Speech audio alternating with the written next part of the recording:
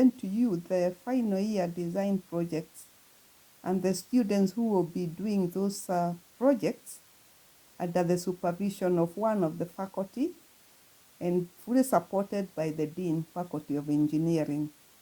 For a background, we know that by virtue of their training, engineers have a mandate to devise ways and means of maximizing the benefits of engineering for comfort and prosperity of mankind, the nation, the university, the faculty, the staff, and also the students. Over time, engineers, researchers, practitioners, and stakeholders have sought out for appropriate platforms from where they can explore the critical link between innovative engineering practices and sustainable infrastructure. At the University of Nairobi, and indeed in all academic institutions, the core mandate is delivery of teaching and learning as approved by Senate. This is the first pillar that supports any educational institution. The second pillar for self-sustainability of a university is a vibrant research and innovation portfolio. And the third pillar is extension to industry partners, alumni, and stakeholders. It is this third pillar that this initiative addresses itself to. In many conferences and workshops where academia and industry engage, there is this never-ending proposal about bridging the gap between academia and industry in engineering. This conversation is now ready to come out of conferences and workshop rooms to the ground where the reality is. What are the objectives of this initiative? The main objective of this initiative is to leverage on public-private partnerships, popularly abbreviated as PPP, as an alternative funding model for services in order to offer a solution to the widening needs gap that is affecting both our students and staff at the Faculty of Engineering. What are the specific objectives? I will name 4. 1, using a solution-based approach to address the problems of infrastructure that affects the student community. Number 2, to address the ever-nagging issue of the state of the students' accommodation. Number 3, to bridge the widening budgetary gap between the allocated and the needed amounts of funds for effective delivery of services within the 5 departments of the Faculty of Engineering. And number 4, to bridge the gap of the disconnect between the hundreds of thousands of alumni, faculty, students, industry partners, and individuals of goodwill who would be proud to be associated with this initiative.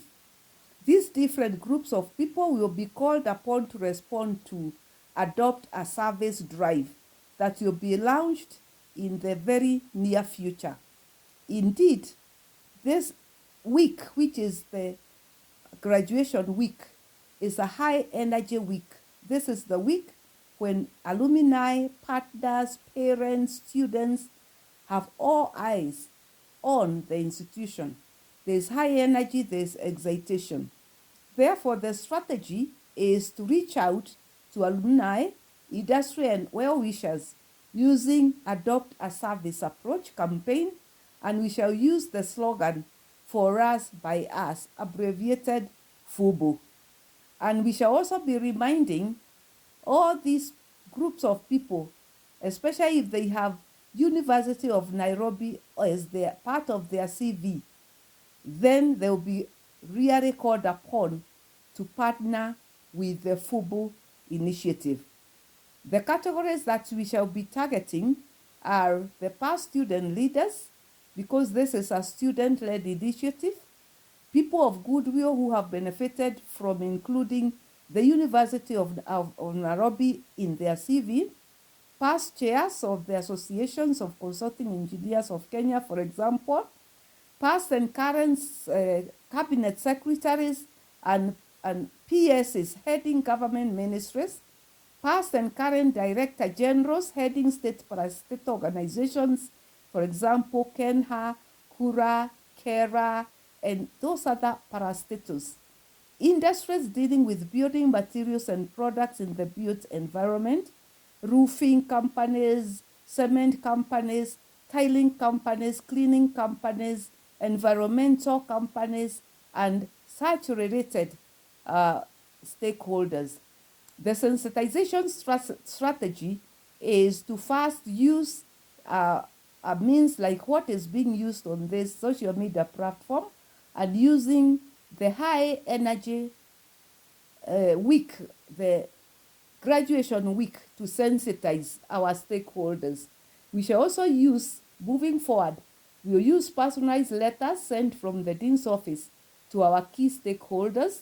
We shall also use the mainstream media as well as social media to popularize the need for supporting the FUBU initiative by alumni. We shall use one-on-one visit to key partners. We shall also use campaign materials to popularize this initiative. The students will be using branded reflector jackets and helmets when they'll be doing their projects, and they'll use electronic posters which leverage on social media. The implementation process will be followed right from the DVC's levels, corporate affairs, all the way to the grants office will be integrated, so that moving forward, there will be a system that will be able to manage any funds coming into the faculty efficiently and as professionally and possible. There will be progress. We will be looking for more and more donors as we go along, and partners, and we have started implementing the program using the students' final year projects. There will be monitoring and evaluation by faculty management committee from time to time on a quarterly basis to see how this is going on. On the students' projects, this initiative entails involvement in identifying the challenge, quantification of the work's cost implication, sourcing and mobilizing of funds, liaising with the estate department to fix the problem, and documentation of the problem appropriately in a timely manner. Let us now look at the individual students and have short interviews with them to hear what they are going to do during this academic year. Let's keep watching and listening. This is For Us, by Us, FUBU, an initiative by the Faculty of Engineering, University of Nairobi. Thank you.